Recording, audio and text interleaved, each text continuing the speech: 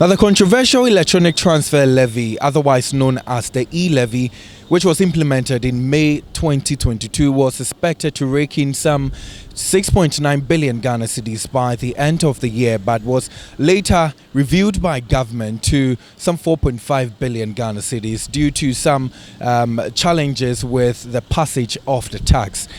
Now, several people, especially those in the downstream value chain, raised questions about its passage, especially the Momo agents, who said that it was going to take a toll on their businesses, with some citizens who patronize the mobile money transaction saying that it was also going to impact negatively on their finances. Now, it's been 3 months down the line, and how has this particular tax been faring so far? The tax policy, after stiff opposition from stakeholders, particularly the minority caucus in Parliament, was passed into law to be implemented at a reviewed rate from 1.75% to 1.50%. However, getting customers to continuously engage in electronic transactions in order to pay the levy has been unsuccessful. A survey by Imani Ghana with other stakeholders in June this year revealed that government's revised estimated 4.5 billion Ghana cedis target was not feasible.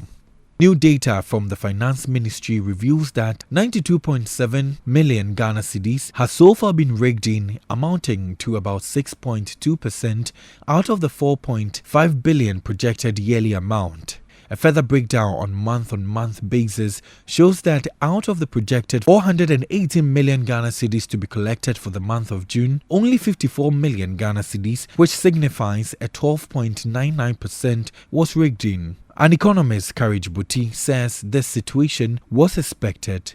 We saw from the beginning that a lot of people were averse to it, and I argued severally on different platforms that I thought the whole idea of bringing a lot more people to the tax net is great, but the approach they've chosen is not an optimal one, because then it ends up punishing people who already pay tax.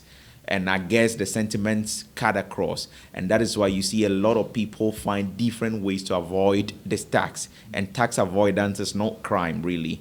This mobile money agent I spoke to on condition of anonymity attributes the declining figures to deliberate efforts by customers to evade the tax. He explains how this is done to Citi News.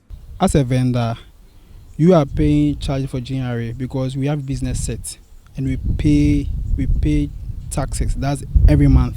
Yeah, so they take the charges from our business set. If you come, you don't want to pay E-levy, you tell me that you are withdrawing. So when you withdraw, then I send for you. So it's like the same thing. There is no other way again. Yeah, the same thing. Okay, so they withdraw as if they are withdrawing, like just withdrawing, and then they give it to you, that you send it, because you will be paying for the charge. Yeah. The news team caught up with a section of Ghanaians who still think the tax policy must be either reviewed downwards or scrapped completely. It should have been looked at from the Ghanaian perspective, because we complained initially that the tax burden is already too much. So if we are not achieving the target, it means that Ghanaians are not accepting the rate at which they are being charged. The E-levy, I think we have to scrap it, because there's no use of it anymore. No, but the government said, okay, we will use the E-levy to sort ourselves as a nation, right? Now, the E-levy has come, and it has no use. You understand? Where the government said that we are not going there, they went there. You understand? They went there. So we have to scrap the E-levy. But will the scrapping of the tax policy be the ideal way to go, particularly considering the current economic hardship of the country?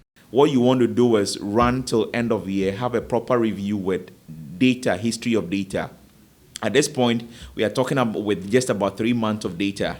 When we have, say, about 6-7 months of data, and you can do some trend analysis to determine where the causes of the default are, why people are not interested, if you can pick some trends, then informs what policy decision you take as to whether to continue, whether to revise the rate downward, or to do something else to it. Reporting for Citi News, my name is Kweku Eduamansa.